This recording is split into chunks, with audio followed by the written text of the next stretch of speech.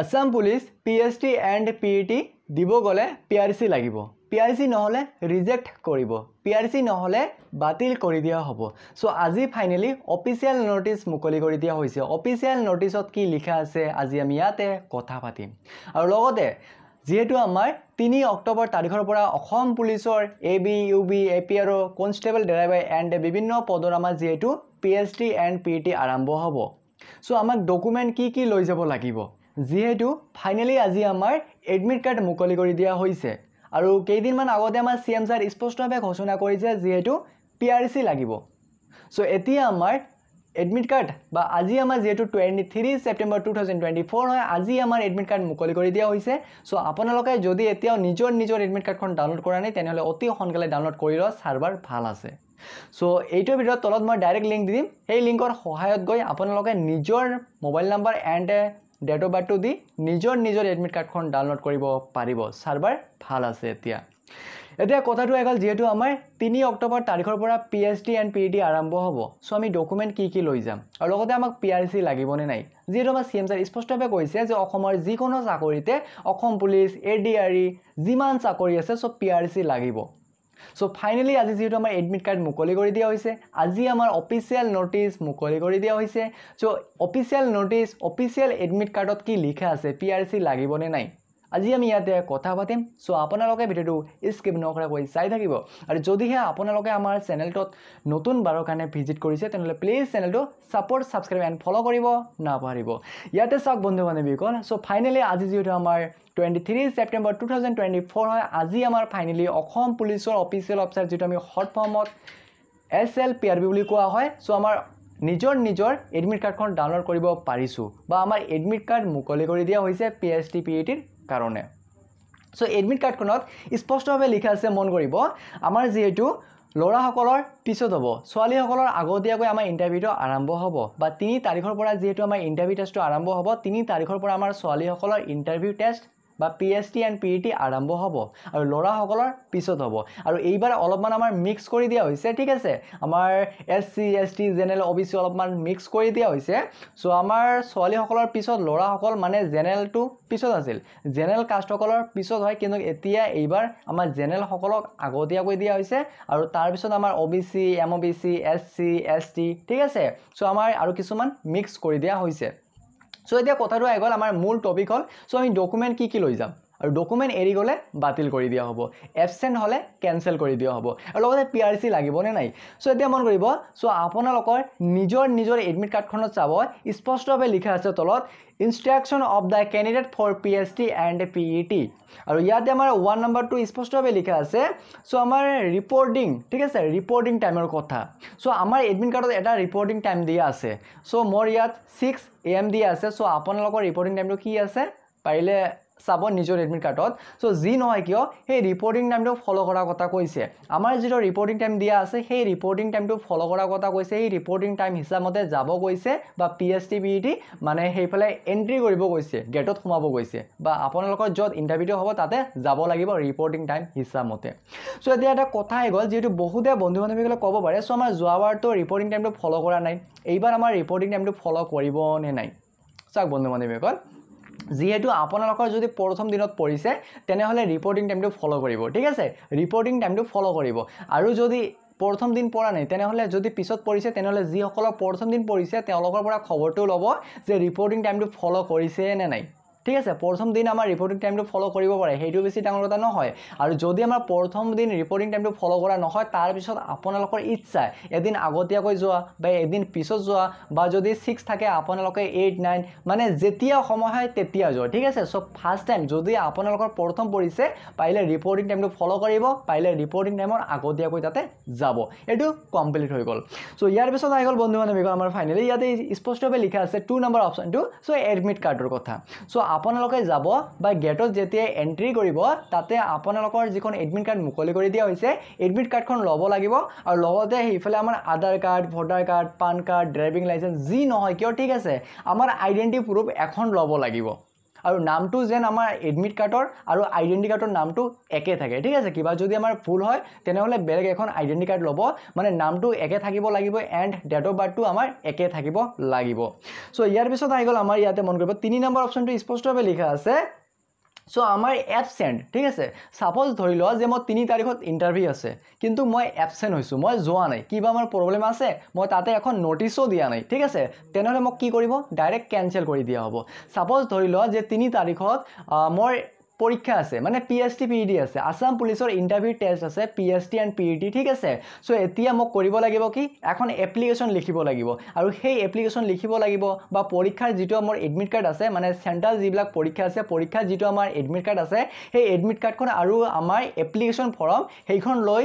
এদিন আগতীয়াকৈ যাব লাগিব যদি আমাৰ 3 তাৰিখত পিএসটি পিইটি আৰম্ভ হয় যদি মোৰ 3 তাৰিখত যদি মোৰ পিএসটি পিইটি হ'ব ঠিক আছে মানে এই 3 তাৰিখত মোৰ সেন্ট্ৰাল এটা পৰীক্ষা আছে আৰু ফাইনালি হয় সেন্ট্ৰাল পৰীক্ষাৰ এডমিট কাৰ্ডখন আৰু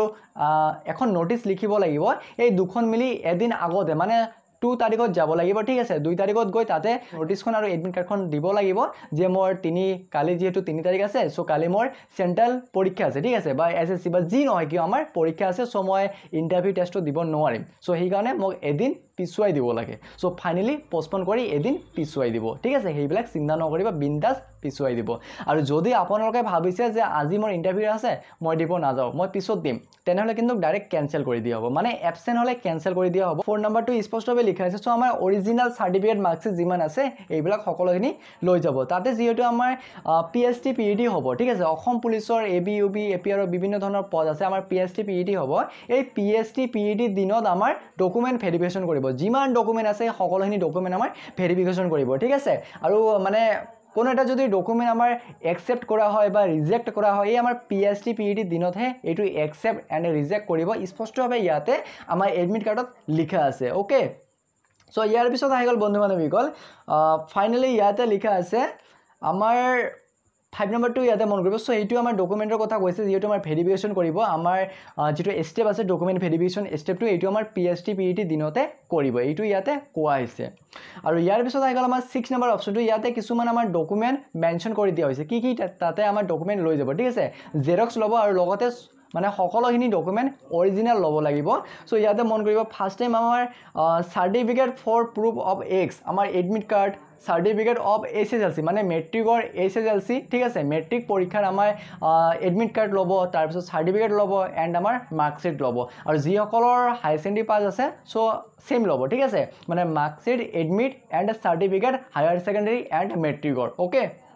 সো ইয়াৰ পিছত লগতে মানে সকলোখিনি ডকুমেন্ট অৰিজিনাল হ'ব লাগিব এন্ড এক কপি কৰি জেৰক্স ল'ব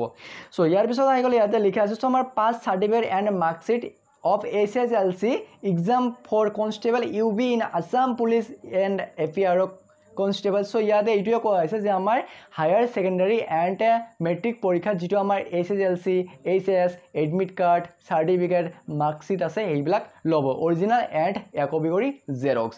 সো ইয়াৰ পিছত লিখা আছে আমাৰ ফাইনালি সো ড্ৰাইভিং লাইসেন্স যি সকলে কনস্টেবল ড্ৰাইভাৰ বা আমাৰ যেটো বিভিন্ন ধৰণৰ ড্ৰাইভাৰ পদ আছে ড্ৰাইভাৰ ভ্যাকেন্সি আছে যি সকল ড্ৰাইভাৰ পদৰ বাবে অনলাইন এপ্লাই কৰিছে সো ফাইনালি আপোনালোকক এই ড্ৰাইভিং লাইসেন্সখন ল'ব লাগিব আমাৰ ইয়াতে স্পষ্টভাৱে লিখা আছে LMB or MMV or SMV যিখন ড্ৰাইভিং লাইসেন্স আছে সেইখন ল'ব লাগিব অৰিজিনাল হ'ব লাগিব এন্ড জেৰক্স ল'ব ওকে সো ইয়াৰ পিছত আহি গ'ল বন্ধু বান্ধৱীসকল সো ফাইনালি আমাৰ ITI ডিপ্লোমা যেহেতু আমাৰ কাৰ্পেণ্টাৰ এটা ITI ইয়াতে আমাৰ মানে এইটো এপিআৰৰ আন্ডাৰত পৰে ঠিক আছে হয় এটো আমাৰ এপিআৰৰ আন্ডাৰত পৰে যিসকলে কাৰ্পেণ্টাৰত অনলাইন এপ্লাই কৰিছে so finally ITI diploma certificate in carpenter for the post of constable carpenter এইটো হ'ব লাগিব যেটো তাতে ভেৰিফিকেশন কৰিব আৰু ITI সাৰ্টিফিকেটখন ITI ডিপ্লোমা মানে যেটো সাৰ্টিফিকেট আছে এইটো ল'ব লাগিব ইয়াৰ পিছত আহি গ'ল আমাৰ NCC সাৰ্টিফিকেট ঠিক আছে যদি আপোনালোকৰ NCC সাৰ্টিফিকেট আছে তেনেহলে সাৰ্টিফিকেটখন ল'ব যেটো ইয়াতে এটা ৰিজাৰ্ভেশন দিয়া হয় বা আপোনালোকে যেতিয়া অনলাইন এপ্লাই কৰিছে তাতে যেটো আমাৰ NCC এটা কোটা দিয়া হৈছিল সেই কাৰণে NCC সাৰ্টিফিকেটখন ল'ব লাগিব আৰু যেটো আমাৰ ভেৰিফিকেশন কৰিব সো ইয়াৰ পিছত আহি গ'ল আমাৰ ফাইনেলি ইয়াতে মন কৰিব